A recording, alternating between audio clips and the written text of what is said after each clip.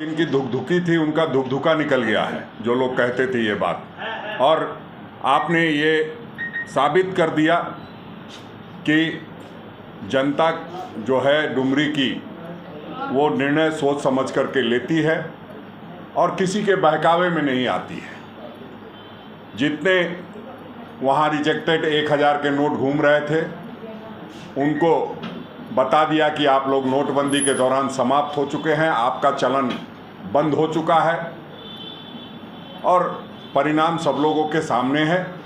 जो राज्य सरकार ने, जो इंडिया की सरकार है झारखंड में, हम लोगों ने काम किया है और उस काम पर जनता ने मुहर लगाने का काम किया है। वो चाहे सड़क की बात हो, चाहे तालाब की बात हो, चाहे स्वास्थ्य की बात हो, शिक्षा की बात हो, सभी जगहों पर काम हुआ है। सर्वजन पेंशन हो, ओल्ड स्कीम पेंशन हो, सभी का प्रभाव इस चुनाव में दिखाई दे रहा है। जब लोग बड़ी बड़ी बातें कर रहे थे, वैसे में इतने भारी मतों से जीत निश्चित रूप से हम लोगों को सुखद एहसास देने वाला है।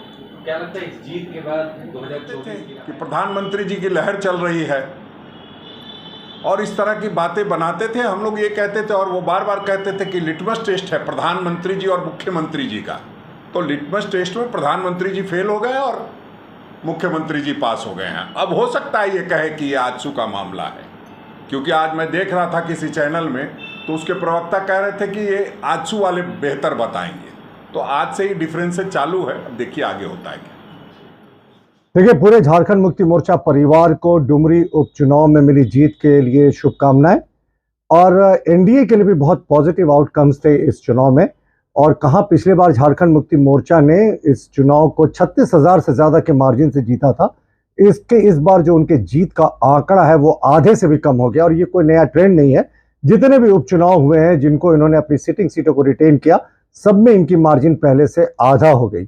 और एनडीए की बात करें तो आजसू और बीजेपी दोनों के वोटों को भी जोड़ दें तो हमें जितने वोट मिले हैं वो हम दोनों के वोटों को जोड़ने के अतिरिक्त 13-14% अतिरिक्त वोट मिले हैं। यानी मुख्यमंत्री जी ने सिर्फ सहानुभूति और सरकारी तंत्र का सहारा लेकर इस चुनाव को जीता, लेकिन जनता ने इस सरकार के मिस गवर्नेंस को भी मुद्दा माना। बहरहाल मुख्यमंत्री जी और उनकी पार्टी को फिर से उनकी जीत की बधाई, लेकिन हमारे लिए भी इस हार में भी बहुत सारे पॉजिटिव पॉइंट्स हैं। लहर और बाबूलाल की गरज कोई काम नहीं है, लेकिन आपकी मतलब इंडिया प्रत्याशी की जीत होगी, किस रूप में देखते हैं? देखिए, बाबूलाल जी का भाजपा का प्रदेश अध्यक्ष बनना, उस प्रदेश अध्यक्ष के काल में पहला उपचुनाव होना, तो हम ये कह सकते हैं कि बाबूलाल जी का पैरा खराब है एनडीए के लिए, क्योंकि बाबूलाल जी के अध्यक्ष के काल में एक उपचुनाव हुए, वो भी उपचुनाव एनडीए हारने का काम किया है। तो डुमरी की जनता ने इंडिया को वोट किया और एनडीए को चोट किया, और स्वाभाविक तौर पे डुमरी की जनता ने भी बाबूलाल जी को, रघुवर दास जी को, अर्जुन मुंडा जी को या सुदेश महतो जी को पूरी तरह रिजेक्ट करने का काम किया और महागठबंधन सरकार के विकासों पर अपना वोट देने का काम किया। हम डुमरी की जनता को आपके माध्यम से बधाई देना चाहते हैं, शुभकामनाएं देना चाहते हैं, उनके प्रति आभार प्रकट करना चाहते हैं। लोकसभा विधानसभा भी बाकी है अभी चुनाव होना, तो ये तो आगाज है। डुमरी ने 2024 के लिए आगाज कर दिया। अब 2024 में इसका अंजाम आपको देखने को मिलेगा, देश की जनता को देखने को मिलेगा कि झारखंड बदलाव का एक जनक कहा माना जाता है, क्योंकि यहाँ भगवान बिरसा मुंडा ने भी शुरुआत दौर में अंग्रेज़ों के खिलाफ लड़ाई लड़ने का, संघर्ष करने का काम किया था। तो वही संघर्ष डुमरी की जनता ने किया है और डुमरी की जनता ने ये आगाज कर दिया कि अब 2024 में एनडीए का पूरा कुनबा जीत का बड़ा कारण वही माना जाता है। ये साफ प्रदर्शित हो गया कि अब अल्पसंख्यक भाई भी ये इस बात को समझ गए कि आईएमएम प्रमुख ओबीसी साहब भारतीय जनता पार्टी के बी टीम के रूप में पूरे देश में काम कर रहे हैं, इसलिए उनको भी नकारने का काम किया है। देखिए, बाबूलाल मरांडी जी जिंदगी भर भारतीय जनता पार्टी को, भारतीय जनता पार्टी छोड़ने के बाद कोसते थे, उनकी खामियों को गिनाते थे, कुतुब मीनार से कूद जाने की बात करते हैं, तो इन सब बात जनता के मन में धरी रहती है।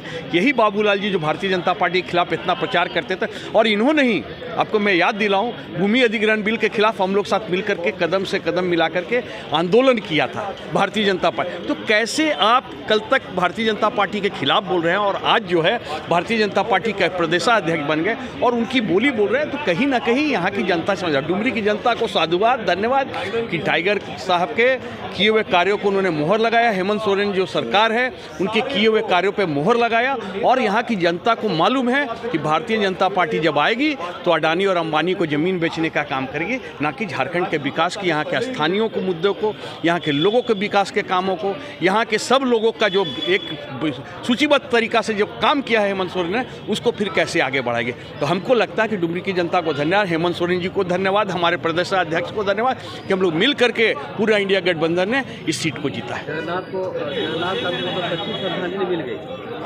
श्रद्धांजलि दिया डुमरी की जनता ने, श्रद्धांजलि दिया कि आप के अधूरे हुए कार्य को उनकी पत्नी और झारखंड मुक्ति मोर्चा और इंडिया गठबंधन पूरा करेंगे।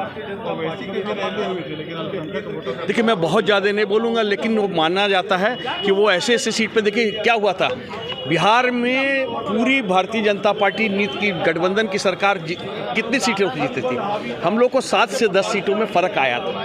तो ऐसे भारतीय जनता पार्टी के लिए काम करना और अपने लोगों के लिए बात करना, दिग्भ्रमित करना, लोगों को मत ले लेना, इससे क्या फ़ायदा होगा।